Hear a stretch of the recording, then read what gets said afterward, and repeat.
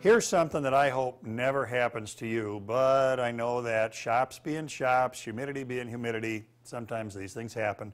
This is a cast iron bandsaw table that has quite a bit of surface rust on it. So what I want to do is show you how you can fix this and help prevent this from happening again in the future.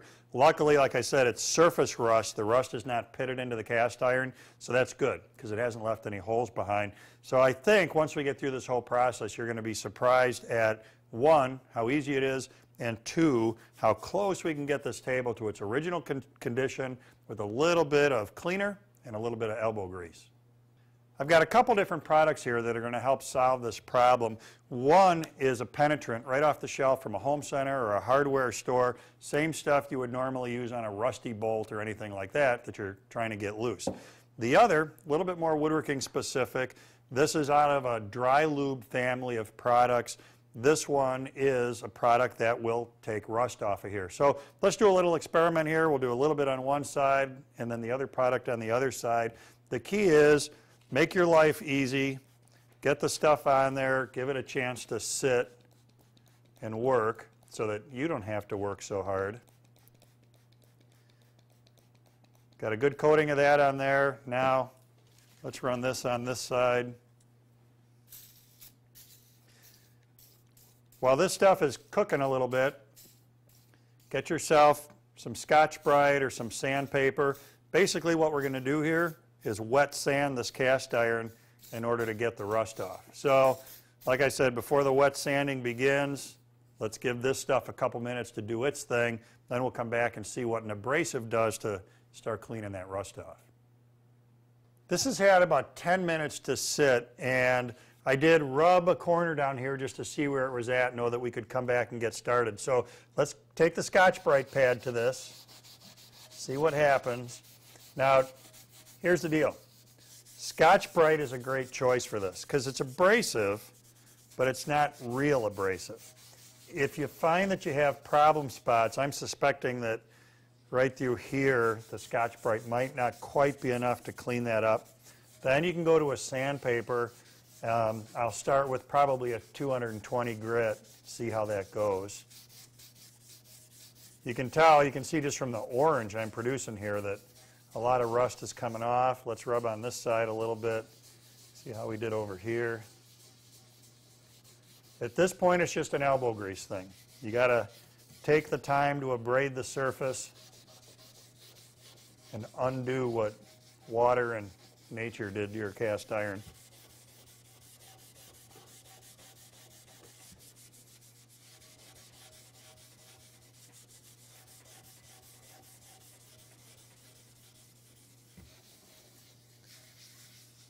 All right, let me do a little cleanup with paper towel just so you can see where I'm at. Got a ways to go yet. I'm going to switch to sandpaper. The Scotch-Brite's not quite going to be enough here. It's better. We've opened up a lot of cast iron here that we couldn't see before. But I'm going to apply some more schmutz on there. We'll do the same thing. This stuff on this side. This product over on this side, but I'm going to go to that 220 grit sandpaper, a little bit more abrasive. It's going to do the work a little bit faster for us.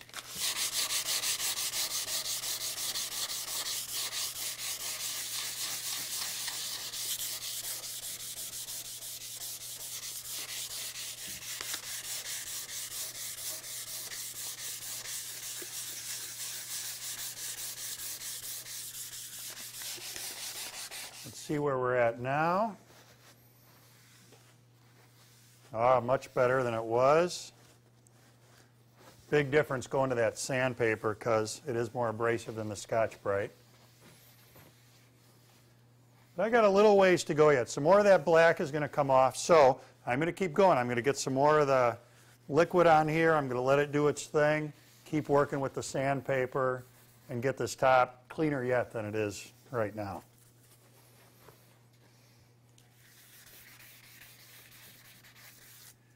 Here's where I'm at. I've got about 15 minutes of elbow grease time in this baby, and I've progressed through the 220 grit sandpaper. I'm up to a 280 grit piece here, wrapping it up, and I did wipe it and then reapply the liquid twice in the time I was rubbing it. Now what I want to do is get this cleaned off. So I'm going to use a clean paper towel, a little bit of mineral spirits on it. That's going to help cut through this. There, now you can see the work that the abrasive and the rust remover did for us.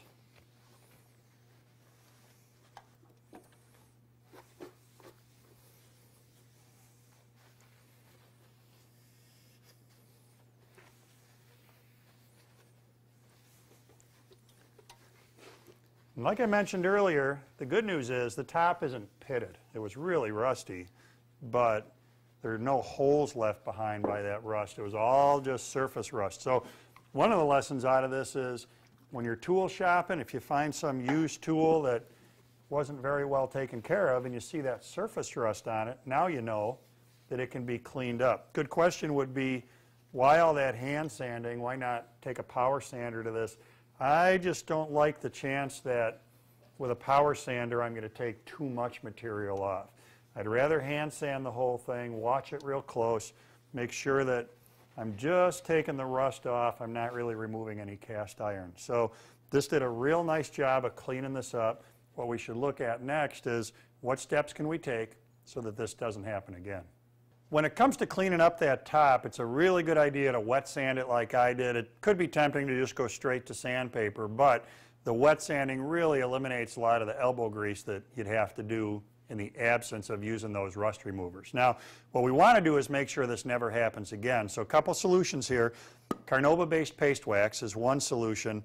This is the same stuff that somebody might use on a wooden floor or a wooden piece of furniture. The key is, like always, no silicone in the product because we don't want that to migrate into your material.